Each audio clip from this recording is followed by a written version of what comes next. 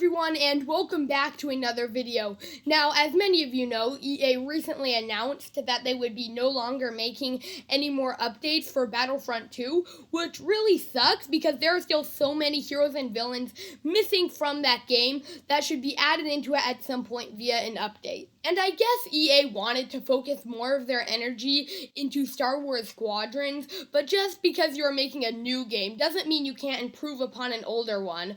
But since we won't be getting any more updates, we can all say goodbye to any chance of seeing new heroes officially added into Battlefront 2. And today, to help me cope with the sudden cancellation of updates, we will be going over the top 5 most iconic heroes and villains still missing from Battlefront 2. Also, keep in mind this list will be made up of my personal opinions and a mix of some of the more popular opinions online. But of course, you might have a different opinion, and that is totally fine.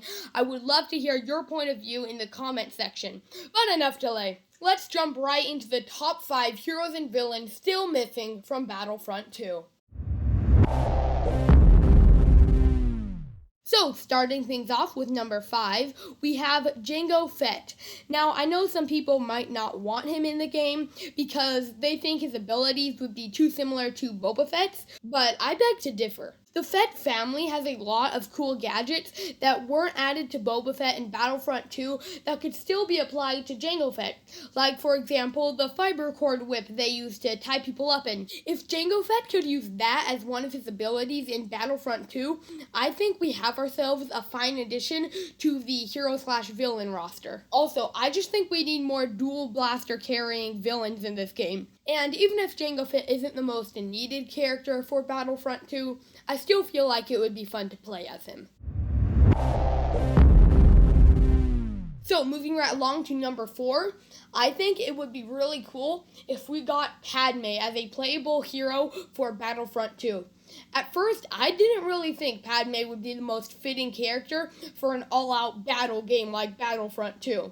I mean, Padme is just a senator after all. However, once I looked around online, I realized that a lot of people actually do want her in this game, and even though I think she wouldn't be the most fitting character, I still think she could bring a lot to the game, so that is why she takes the number 4 spot on this list. Plus, BB-9E was able to become a playable villain in Battlefront 2, and he definitely had less actual fighting time than Padme, if any at all. But on a different note, you know how when EA releases a hero and a villain into the game, they would release them in pairs, so there would be a hero for the light side and a villain for the dark? You know, what they did with Grievous and Obi-Wan, releasing the two in a pair, only like a month apart from each other, so each side could have an equal amount of heroes and villains. I think Padme and Jango Fett would make a great pair, especially since Jango Fett spent literally half of Attack of the Clones trying to kill Padme. Also, I think it would be so cool to have Padme in this game because Anakin is already in this game, and seeing the two fight beside each other would be awesome. But enough about Padme. Let's talk about the third most iconic character missing from Battlefront 2. So a character I would love to see in Battlefront 2 is Mando from The Mandalorian. EA has literally no excuse for not adding him into this game.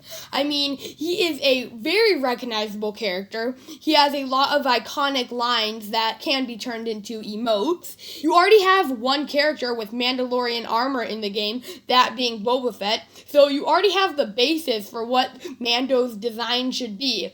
And IG-11 would make the perfect villain counterpart for Mando, but more on that later. Also, Mando has a lot of really cool and unique gadgets he displays in the TV show that could be turned into really cool abilities for Battlefront 2.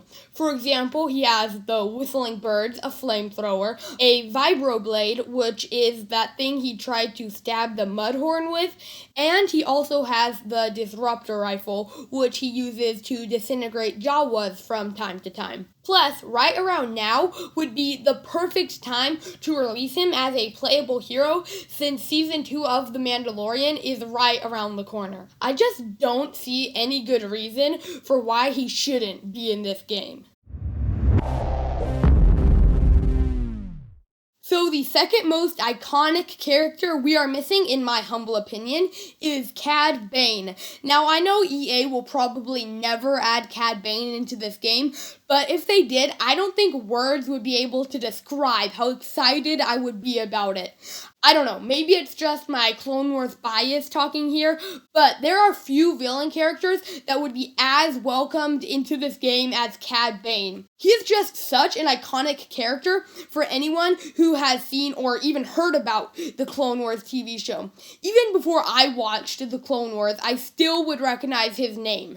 And just like Mando, he has a diverse supply of gadgets that could be turned into really useful abilities for Battlefront 2.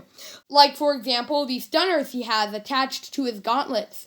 Yes, stunners was the best name Wikipedia would give me for the device he uses to shock his victims into unconsciousness. He is also equipped with custom LL-30 blaster pistols and his iconic rocket boots. He also has a flamethrower, but at this point, I think every bounty hunter in the galaxy has one of those. But now, before we get into the number one most iconic and requested hero for Battlefront 2, here are some honorable mentions. Now, the first honorable mention we have is IG-11. Now, unfortunately, IG-11 just barely didn't make the cut for the top 5, but all the same, I think he would make for a pretty solid villain. IG units are droids I have wanted in the Battlefront games ever since I first started to play them years ago. If EA releases Mando as a hero, I think IG-11 would be a pretty fitting villain to go along with him. And I know some people might think he wouldn't make a good villain because he eventually turned good, but then again, Iden Versio made the cut for being a villain in Battlefront 2, even though in her own campaign mode she turned good after only like 2 levels, so I think IG-11 can make the cut too. Another character that unfortunately didn't make it into the top 5 was Mace Windu. It is honestly a huge pity that we don't already have him as a playable character. I mean, he is one of the only people in the Skywalker saga that beat Palpatine in a lightsaber duel, and it is confirmed that he actually did overpower Palpatine in their duel. I was originally going to have him in the list right next to Jango Fett, but when I saw just how much the fan base wanted Padme, I knew she deserved at least the number 4 spot, and she ended up taking it instead of him. The final honorable mention we have goes to Asajj Ventress, and oh my, she was so close to actually being in this list. I honestly had the hardest time deciding whether or not she should be in this thing, but at the end of the day, there just wasn't enough room for her. However, it would still be awesome if she was in Battlefront 2. I mean, she is such a unique character, and playing as her would be awesome. But with that, we go to the number 1 most requested hero for Battlefront 2, Ahsoka. Now, I can comfortably say with full confidence that this is not an unpopular opinion. Ever since the game has come out, people have been asking when we would get her as a playable hero, and with the release of Season 7 of the Clone Wars, EA basically needs to put her in this game, period.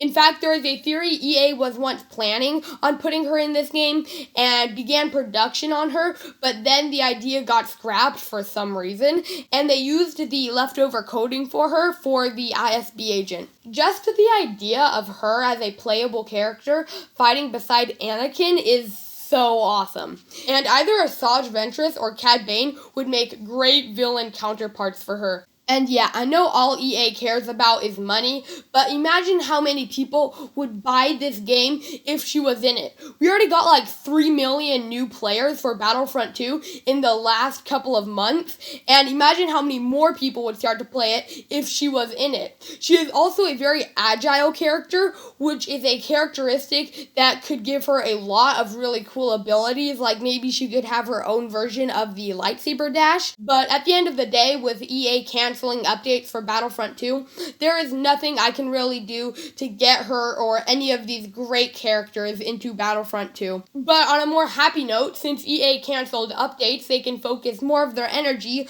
on making Star Wars Squadrons actually good. Though, like I said before, it is a pity that making Star Wars Squadrons good had to come at the price of canceling all updates for Battlefront. But this whole cancellation of updates is a topic I would love to talk to you guys about, so tell me in the comments below who you would like to see in Battlefront 2, because I know not all of us will agree with my list. But for now, thank you for watching, and I will see you next time.